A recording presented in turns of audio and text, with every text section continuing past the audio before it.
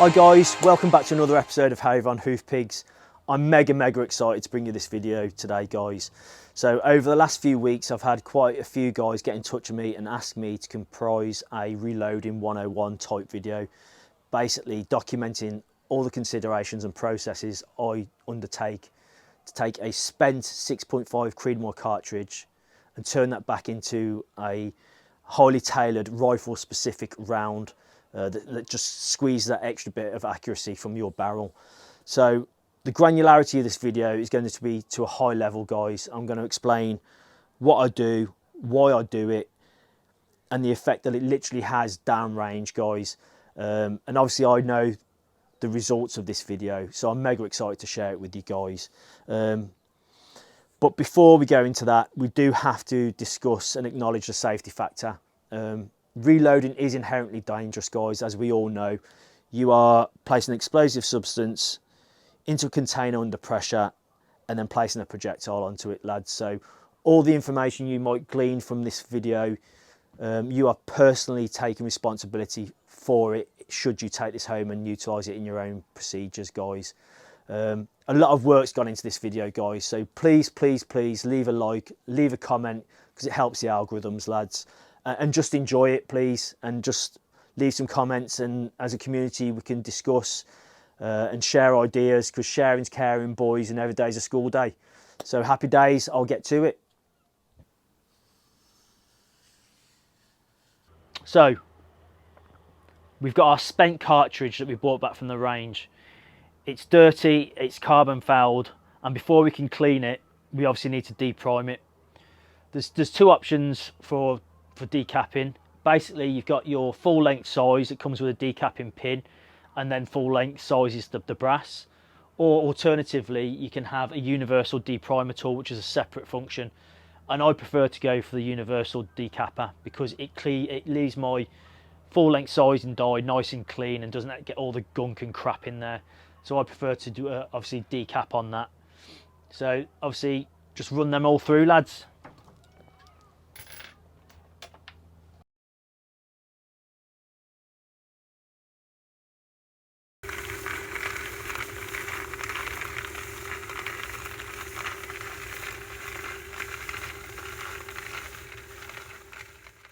We've deprimed and now we're moving on to cleaning the cases. There's two main methods for cleaning brass. The first being dry media like corn cob in a tumbler. That produces good results, solid results. It's kind of like a fire and forget. You can pull it in there and just leave it tumbling for ages and you're not really going to have any issues. However, it doesn't come out super like bright shiny brass. I personally prefer to go for wet tumbling. It is a bit of admin and you do have to be present, so I give it an hour and I give it my full attention, because you can leave it going for too long, or you can kind of finish it and then just leave it soaking for a bit and forget about it, and then unfortunately you come back and find that your brass is like started to go like a rusty type colour and it's a bit of an absolute nightmare, at which point you either have to throw it away or kind of re fucking tumble in it. So yeah, so I prefer to have nice shiny things and it look Gucci. I don't tend to process too much quantity, so I like to keep it in a wet tumbler. So in here I've got really hot water, not boiling water but super duper hot water up to about that level there. To it I'm going to add 1 teaspoon of this citric acid. Okay, a nice heat teaspoon there. And then I'm also going to add washing up liquid, a nice generous squeeze there.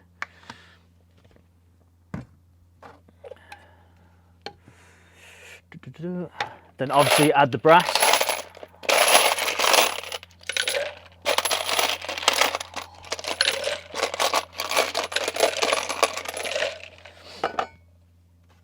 And then inside there I've already got loads of steel media, which is just short little steel pins basically, that when the tumbler's tumbling, those steel rods are just obviously eroding all the dirt and crap off the cases.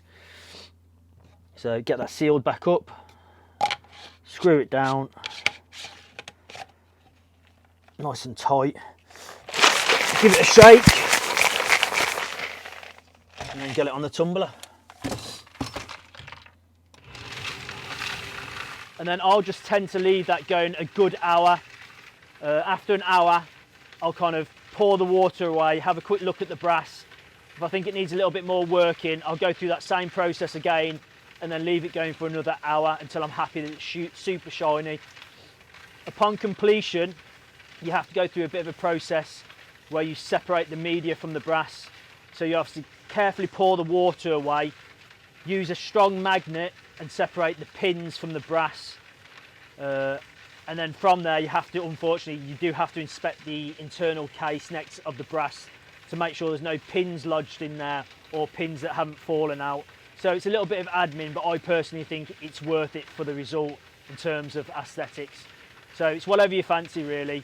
Fire and forget option, which is the dry media, or you can go for the wet media and obviously put a bit more work into it to get the shiny results. Up to you boys.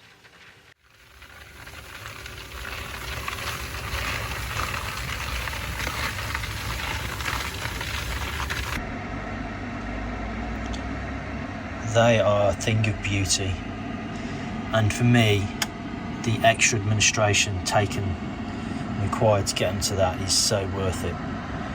They just look absolutely pristine.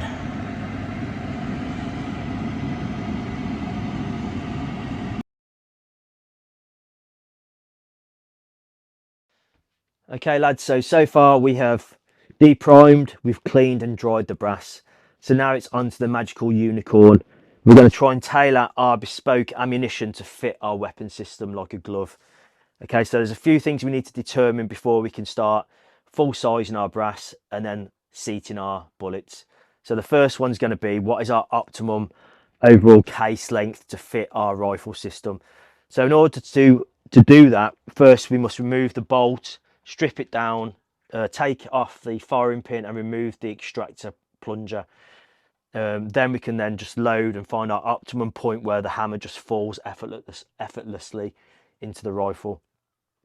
This will also allow us later on to determine the overall seating depth of our bullet as well, and that's basically done by finding the lands of the rifle and then setting back, for example, 30 thousandths, and then working back from there to find your optimum load. But yeah, so I'll just go through the process now of removing the bolt and stripping it down for you. Okay, so we've removed the bolt from the weapon and we're just going to remove the firing pin. Okay, depending on what rifle system you've got, you might have a different method of extraction, but this is a Hoa 1500, so it's nice and simple.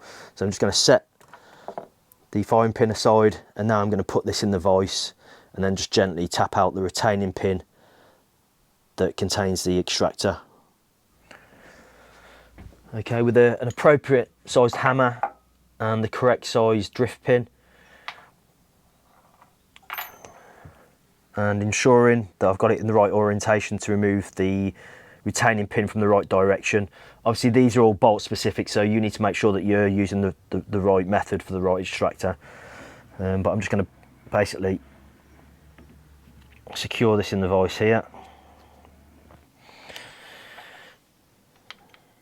And then I'm just going to tap out this pin.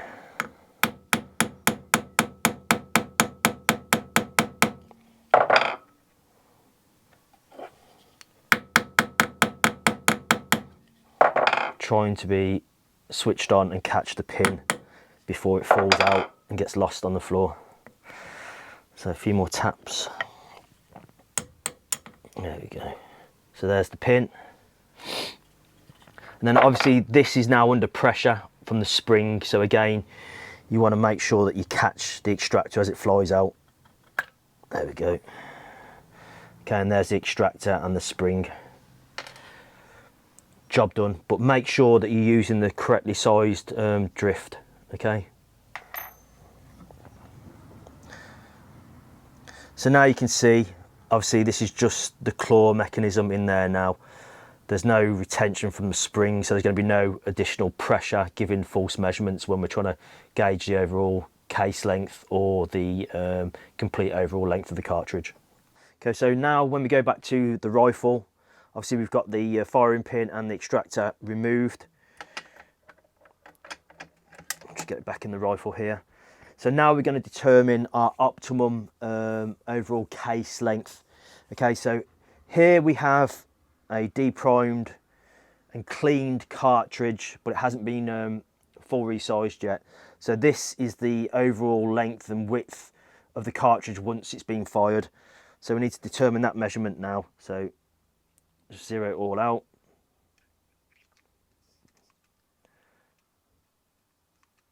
Okay, and mine comes back at 14880, and that's kind of a consistent measurement for me once I fired a piece of brass in that chamber.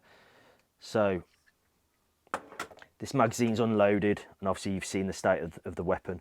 Okay, so now I'm just going to pull it into the breech and try and chamber and close on that.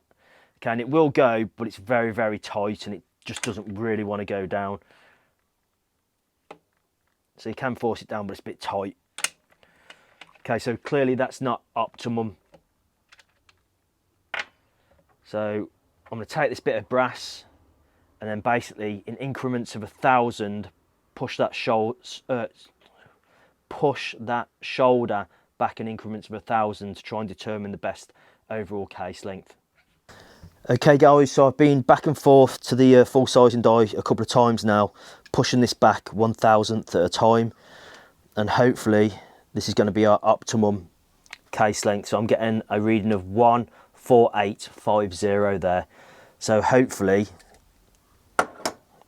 this will just fall effortlessly now.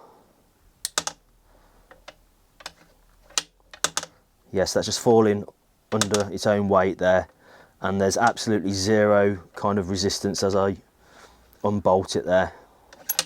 So I would confidently say that that's my optimum overall case length now.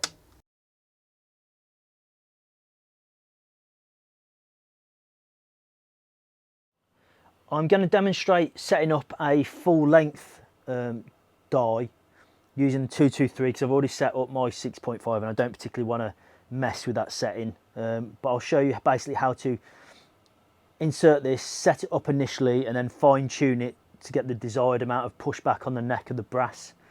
So without further ado boys, I'll crack on. Obviously I've already changed that to a 223 specific insert, and obviously that's my 223 die there, full length size die. So before I get started, I'll get my calipers, zero all out. Again, this insert is specific for a 223, so I'll get a fired case.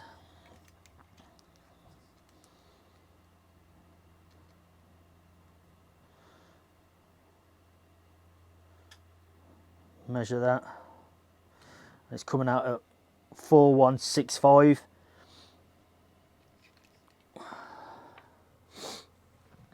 This is one of my unfired 223s.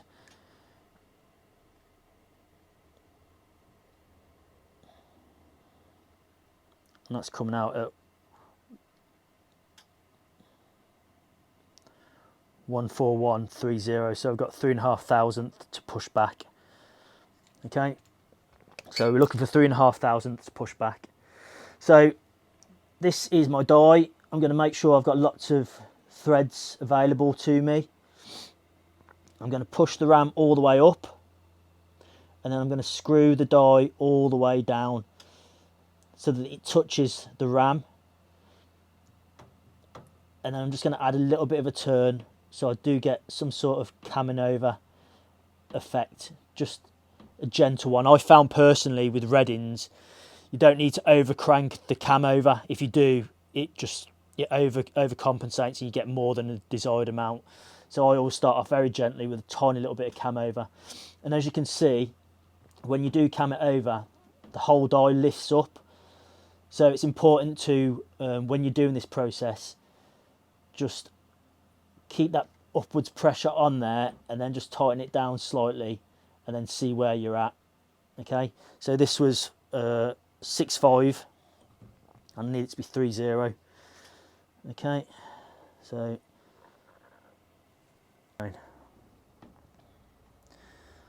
Just going to give it a minute in there for the metal to expand and take on its new shape. And let's see where we're at.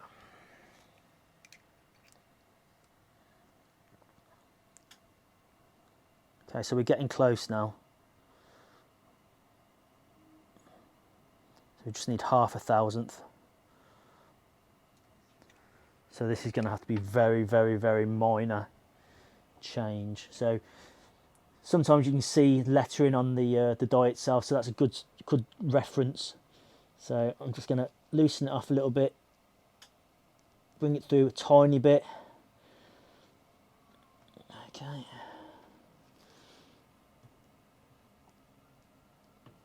Okay, make sure that the threads are all the way pushed up to the top. Then screw it down finger tight. And then I think this extra bit might just do the trick. Case back in, run it back through, give it a second to take on its new form. Back out, let's see where we're at.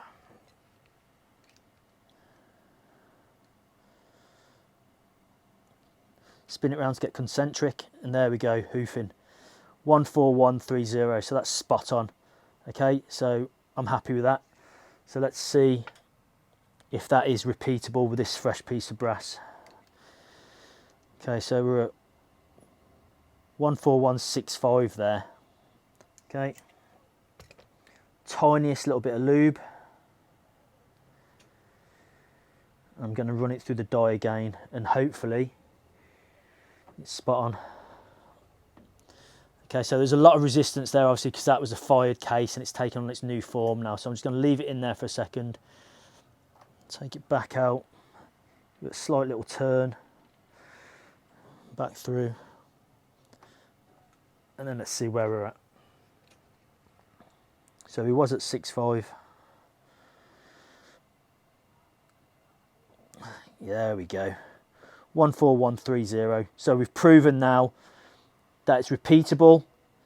I've locked it down, it's nice and tight, and in theory we could run loads of pieces of brass up there and consistently get 14130. So what I would do now on the Reddings, their locking rings are really rubbish. It's the one thing about Redding that I really dislike. This little thread now, I'll just insert this Allen key and just tighten that down on the thread.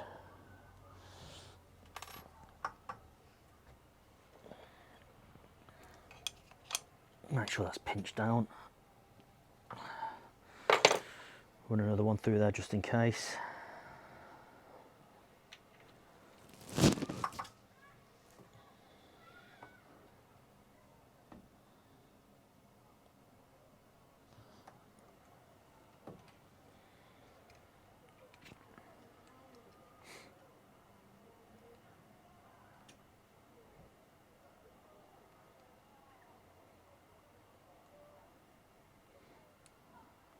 And then there we go, 14130, happy days. So now I'm going to switch back to my 6.5 Creedmoor full length, which is already set up and good to go. And now I'm just going to start running through with the 6.5 Creedmoor cases and get them full length resized. So I'm just adding a small amount of Imperial wax here to the cartridge, and then with kind of every stroke of the ram you want to aim for the same amount of pressure and duration. And with each stroke, it sounds difficult, but over time you do get the hang of it, and it just greatly aids to repeatability like this, like bang on 14850.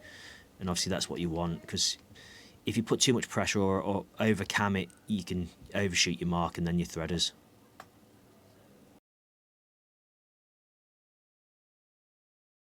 So I prefer to use a mandrel over a full length die to set neck tension. I prefer it because you're not actually pulling the neck of the cartridge over a ball. You're in fact pushing a mandrel into the neck of the cartridge, so you're not invoking unnecessary neck growth by doing that. Here you can see I'm taking an internal diameter measurement of the neck of the case and then resizing it. I'm looking for consistency basically in the process, and repeatability, so it just allows me to gauge how accurate my process is going forward, and it's not indicative of the actual final neck tension that comes later. Okay, neck tension is not an exact science. Your success is based basically upon your preparation in terms of which mandrel you select. So I'm going for 1,000th of neck tension here. So I've selected a mandrel that is 1,000th smaller in diameter than the bullet itself. So I've gone for a 263 mandrel there. So how about you go about proving that is you measure the outer case mouth before you seat the bullet itself. So I've got a diameter there of 2890. So in theory, what should happen here is when I seat this bullet, I will get a diameter of 2900 back, and that'll give me the 1,000th of neck tension.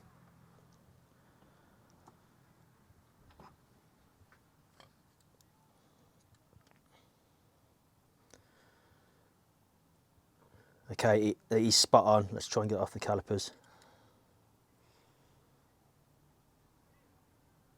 Yeah, fuck.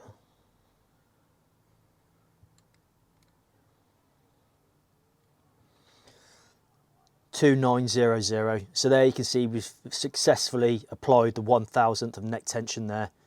Happy days.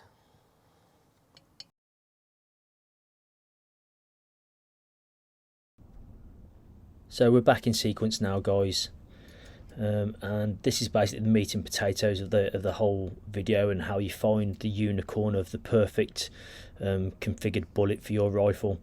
So here I'm taking a fully resized piece of brass, just ensuring it's the correct size of 148.50 for my rifle.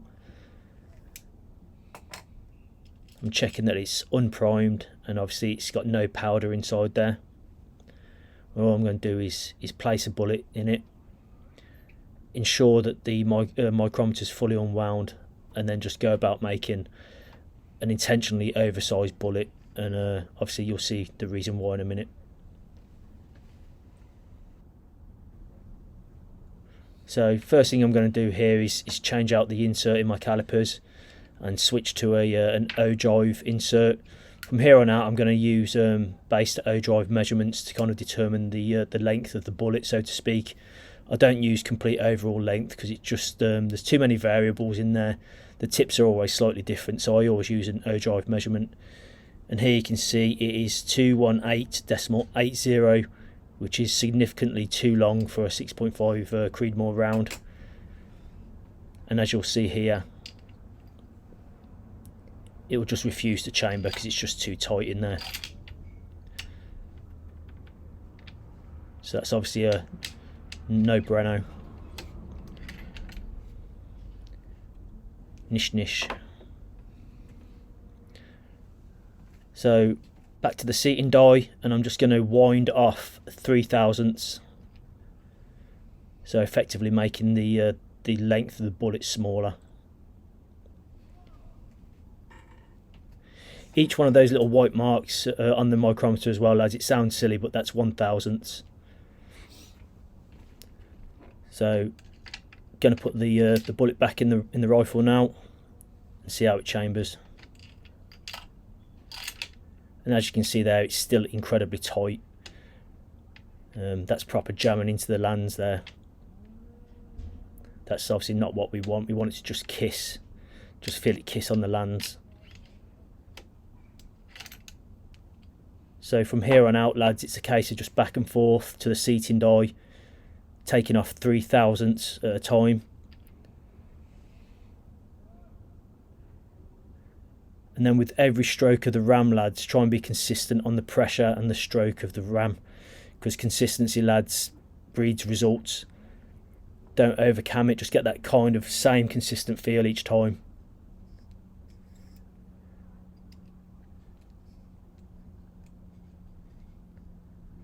And there you can see I took off 3/1000ths.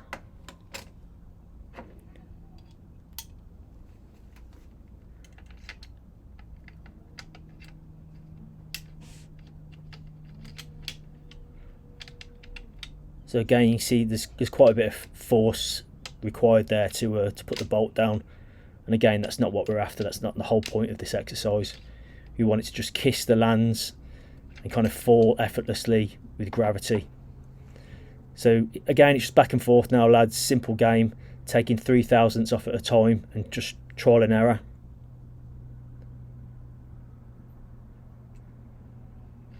Yeah, so as you can see on there, we're getting close now, guys. That was pretty smooth. But this one was a magic number for me, 217.00.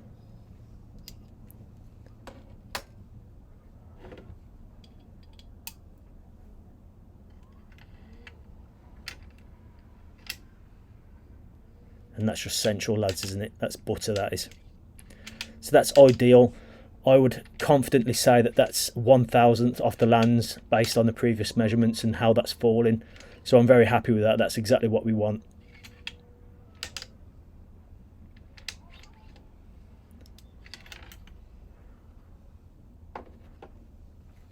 But we're not done there, lads.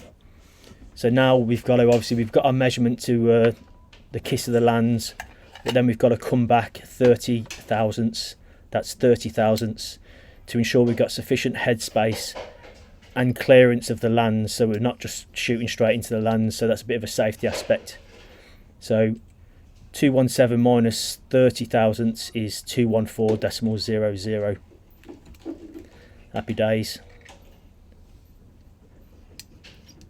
So that's just ensuring that we're not over pressuring the chamber. And here you can see that I'm inserting it into the magazine just to make sure that the overall length of the cartridge is going to fit nice and tidy into the breech of the rifle. So I'm just going to shine my light in there and just ensure that everything's tickety-boo in there, and it's going to feed nicely onto the ramp and go into the chamber. But proof's in the pudding, here we go. Boom, happy days. Yeah, that's central, that is. That's exactly what we want there, lads. So now that I've ascertained my rifle's unique dimensions and my base to O-drive measurement for the lands, I'm just going to give my cases a wipe down now. Obligatory cup of tea. Remove any wax residue and just get ready for the next stage, which will be priming.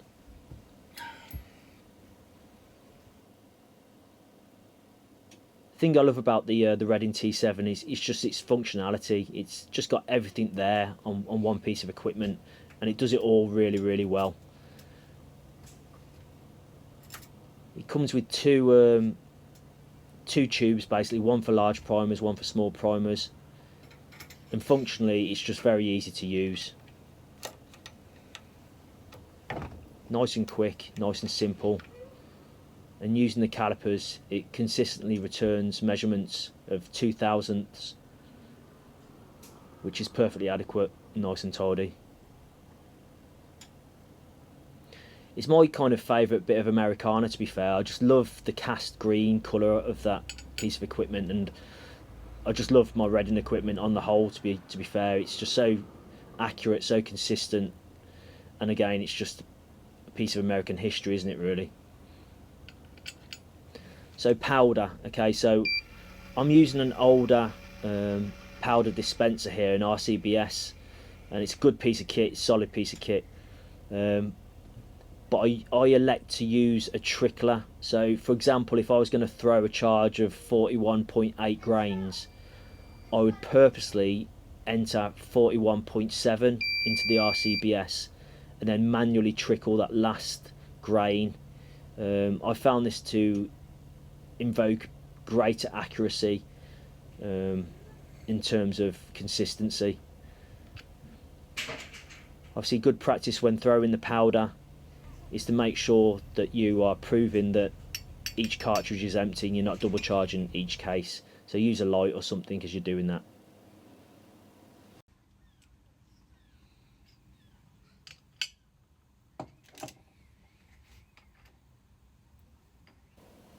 So you've already ascertained, obviously, the optimum base to O-drive measurement that you're going to aim for, which is the 214. So that should still be set into the micrometer. If not, just unwind it a little bit and then work back to that magical number of 214, whatever number your number is. Don't take mine as gospel. And basically you're just going to run through all those cartridges and just load the tips of the bullets, ensuring that you're using consistent strokes on the ram. The big consideration here would be to measure the outer case neck prior to loading and seating the bullet, and then that's how you determine your neck tension and confirm that it is the desired amount that you wished for, as described in the earlier bit of footage.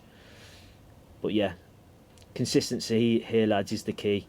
Nice consistent strokes of that ram and consistent measurements, ensuring that you're at your desired length. Like I say, I use base to O drive because your complete overall length case can fluctuate because the tip of the bullet is different every time, especially with the Hornady ELDs that I'm using there. So the base to O drive is the more consistent measurement.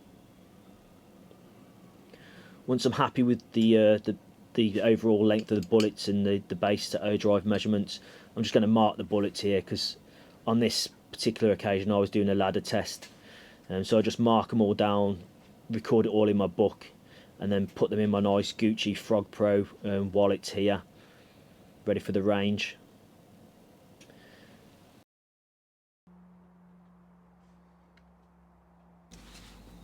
So, proof's in the pudding, boys.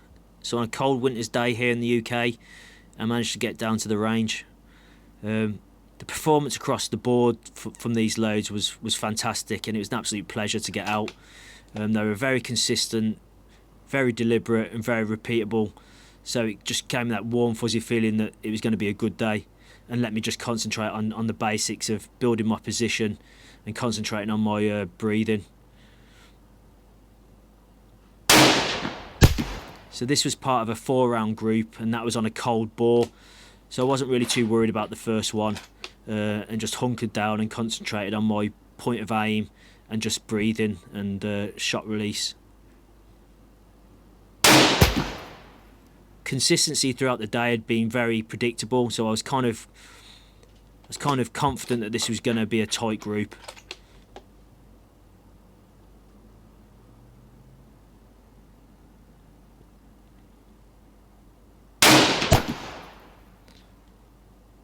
So with the third round down range there, I was very, very confident this was going to be a good group. In fact, this was the second best of the day. This one returned a MOA of 0.254, which is fantastic out of this Hoa 1500 barrel. So the pressure was on this last shot to get a good group. And then boom! Yeah, I was made up with this, lads. The performance across the spectrum of load development that day was fantastic, and all yielded great standard deviation results, and it kind of gave me that warm fuzzy feeling that my reloading process was top notch and was going in the right direction. So I was just absolutely made up with this, lads, and the kind of proof was in the pudding that my investment in terms of lands and tailoring my round specifically for my chamber was definitely the right route to take. So yeah, I was very, very, very happy, boy.